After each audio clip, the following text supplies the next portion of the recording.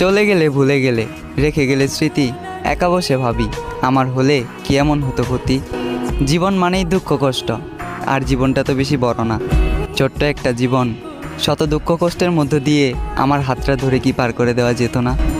ভালোবাসি কথাটি খুব সহজেই বলা যায়, তবে কি খুব সহজে পূর্ণতা পাওয়া যায়? পূর্ণতা পেতে হলে দুইজনের চাওয়া পাওয়া এক থাকতে হয়।